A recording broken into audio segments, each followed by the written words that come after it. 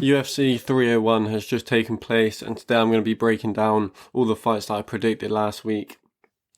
A lot of good fights on this card. Turned out to be a good one, not one that the US fans would have been like to pay $90 or whatever they pay for it. But yeah, for us in the UK, had to stay up till 6 a.m. to watch it like we do most weeks. It was a real struggle this week, not gonna lie, but yeah, we got it done. And I need to just get straight into the fights here. I'm not going to spend ages talking about them, maybe talk about some potential matchups on some of the main card fights. But getting into Jakeem Silva against Drakkar Klose, really interesting matchup. Klose on a 4 or 5 fight win streak, looking really solid. Jakeem Silva, let's be real, everyone got confused by how good this guy is because he almost finished Arman Taryukin. He's not the hardest guy to beat. There's a lot of different ways to beat him, and Klose, since coming back from these injuries, he looked really good. And in this one especially, his boxing combinations were flowing good, sort of using his punches to push Silva up against the cage and managing to hold him there for the majority of it, kind of winning the fight quite comfortably up until the third round. There was obviously that big moment where Silva almost got the guillotine in, and Klose kind of just jumped backwards and tried to spike him on his head, maybe get a knockout. It looked nasty. I would not want to be on the receiving end of that. But overall, Drakkar Klose, really impressive performance. Like I said, coming back off those injuries is so important for him to be kind of getting these wins now. I think he's 36 years old, but he doesn't look like he's slowing down at all. Since his loss to Beneil Dariush, I don't think he's lost a fight, so yeah, it's really good to see him back on this run. And against the top contender in Beneil Dariush, he was looking really good until he sort of blew his load just trying to finish Beneil early, got his back and tired himself out. So yeah, he's on a good run, and I'd like to see him get maybe a ranked opponent now. Obviously, around lightweight, it's kind of hard. Like, I'm thinking maybe Grant Dawson. I know he's got a fight matched up maybe against Selecki or someone like that. So maybe the winner of that fight he could take on. But he needs to be fighting up and into the rankings now because of his age. He is getting on, and yeah, overall good fight for Klose. Decent opponent. Kind of Silva is just outside those rankings, lurking around the top 15. So really solid win for Klose. Getting on to the next one, Elvis Brenner fighting in Brazil. Really hard matchup for him here. Orobai, he's such a solid fighter, just everywhere. His striking, his wrestling, and I think he caused a lot more problems to Elvis Brenner on the feet than a lot of people thought he would, managing to hurt him on a couple of occasions. Kind of looked like the better technical striker as well as the more technical wrestler.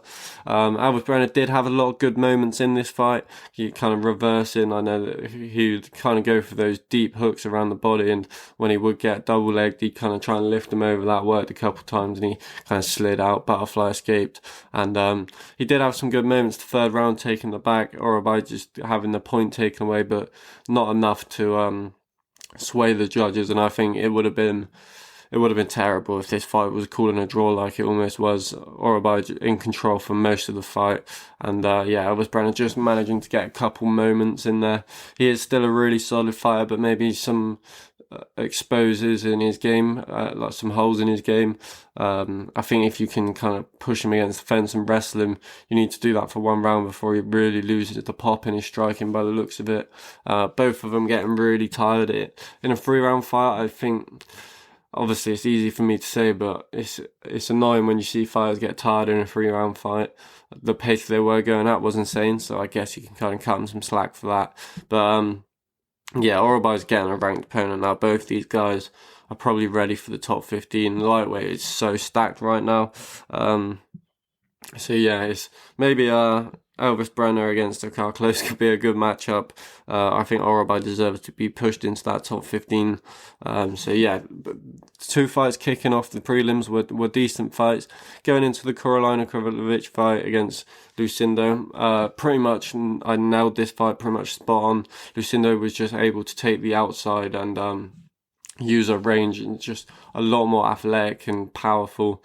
Karolinovic just it's strange with her because she's not really got the speed to finish her combination. She kind of gets caught coming in a lot. She kind of leaves her chin up out a bit, like it's like not as bad version of Juliana Pena where they run forward with their chin in the air, a bit like Pantoja in the main event as well. But yeah, kind of asking to be caught by these power punches. She struggled with them a lot before Karolina. Obviously had a lot of eye injuries. I think it was Yan Jiangnan caused a really big one. So yeah, and that bothered her. It was one of the first solid punches that landed from Lucinda, caught her straight on the eye, and that I don't think she could really get back in the fight since that moment happened. And yeah, she's tough. She's a veteran of the sport. This was actually the biggest age difference in a women's UFC fight ever. So, it shows she's still going on strong fighting these young up-and-comers. And overall, she didn't fight bad, but Lucinda was just able to be the more powerful fighter and get the job done, just keep her away most of the fight. And getting into the next one, Jack Shaw against Jordan Brito. Great fight. Brito is an absolute animal. I would not want to fight this guy.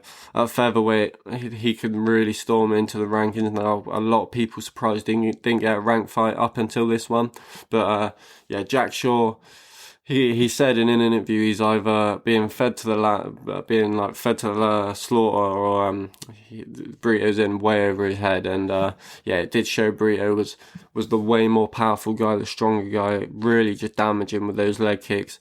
And the cut, being able to split his leg open like that is a brutal finish, but a bit of a strange one. I don't know if it should have been let go a little bit longer, but overall, I think it kind of the inevitable was going to happen anyway. I think Brito was probably going to get the finish. Once your leg gets bust up like that, it's kind of hard to ever recover and get back into a fight.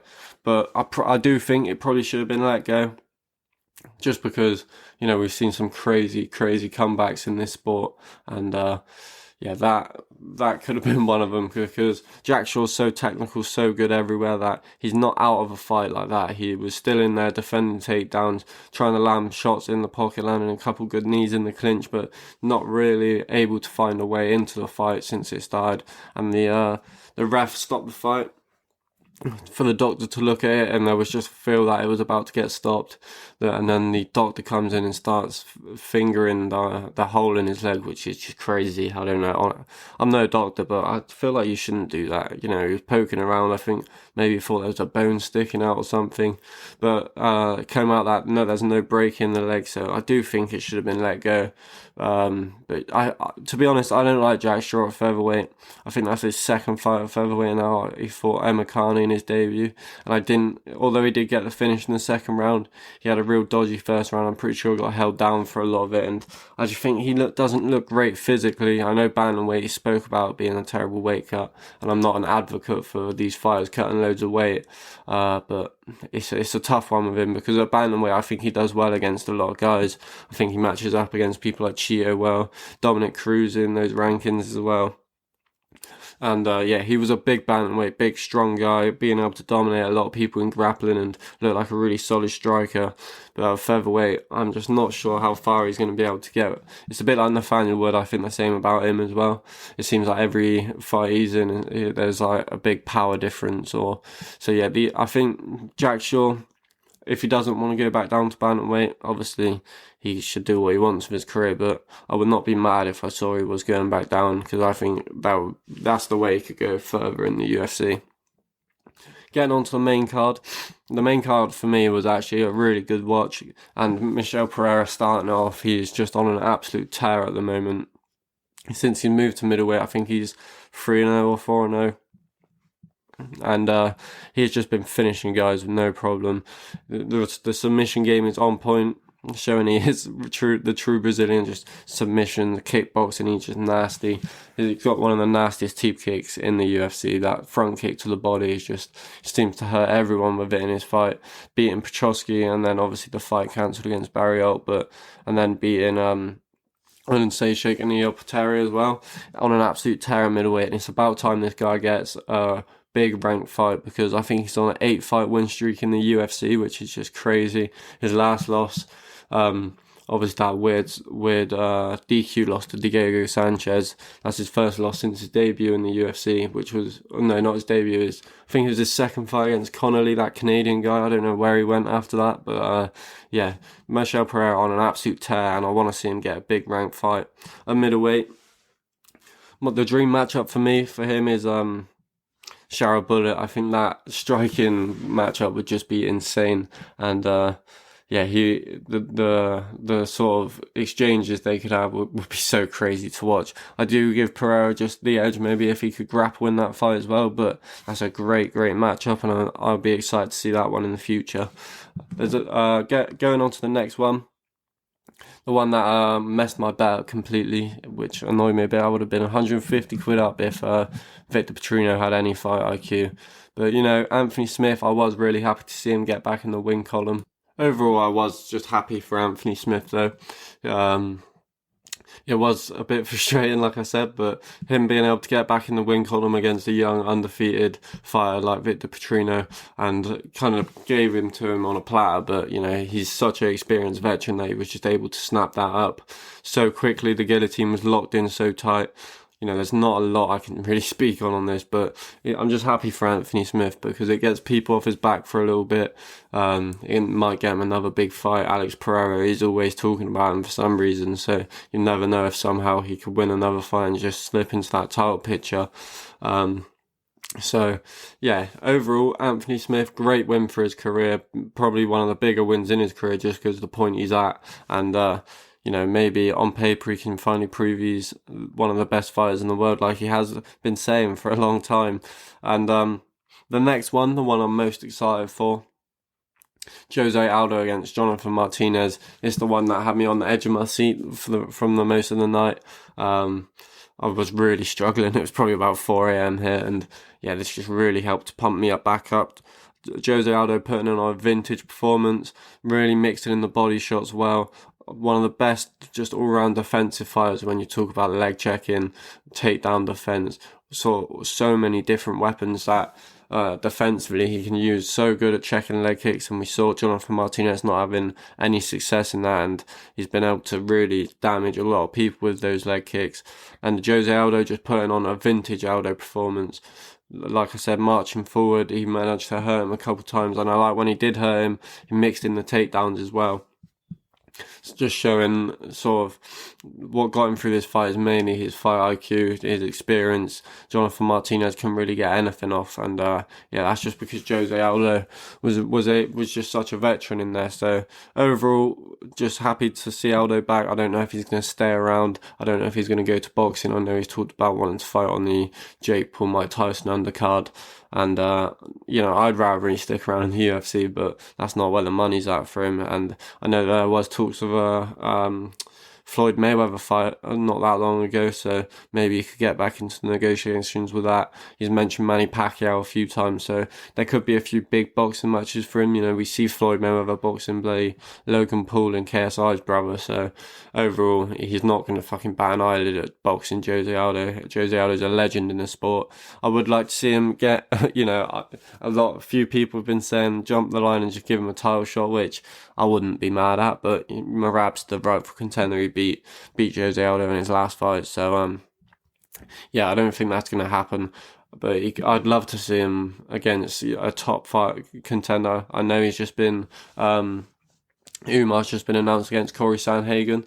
I know MMA Guru was saying he'd like Aldo to get that fight, and I agreed with him. I thought that was the perfect matchup at the moment for Jose Aldo. So he's not going to get that one now, but I don't know if he's going to stick around. I would always thought, imagine back at featherweight now, Edson Barboza there. Imagine Aldo against Edson Barboza at featherweight. That's just like one of those fantasy matchups. So I'd just love to see how it played out, but yeah, we're not going to get that one. But Aldo probably going to go to the boxing. That's where the money is now. And yeah, going into the main event. In my opinion, Steve Erceg just did enough to win this fight.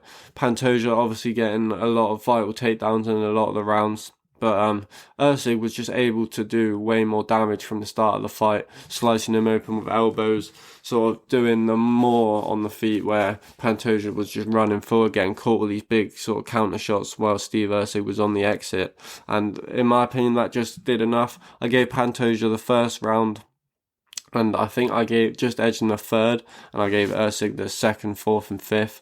Usyk, I did think on the night Pantoja just won the fifth, but watching it back, Usyk slicing him up with that elbow probably just is a bit more damage. They scored damage over everything, so yeah, probably does more in the fight than Pantoja just being able to reverse a takedown attempt and to hold on for the last minute of the fight. Overall, really close fight. The card was pretty good. Not a lot to sort of speak on, because there's a lot of fights that kind of have an ending where you don't really know what matchups you can go with. Pantoja obviously beat a lot of the guys in his division. Maybe Albazi, the winner of Cape, and Kai Kara France. I think they're fighting in Perth, but he said he wants some time off, and rightfully so. Defended his title, I think, twice now already, and had the title fight all in the space of a year, so he does deserve a bit of time off. So yeah, that's all we're going to talk about today. Not the longest breakdown video, but I'm going to do some more videos this week. I'm going to talk about the Inoue and Canelo fight, and then I'm going to be breaking down the UFC upcoming this weekend, probably on Friday, so you have that to look forward to. I'll see you guys then.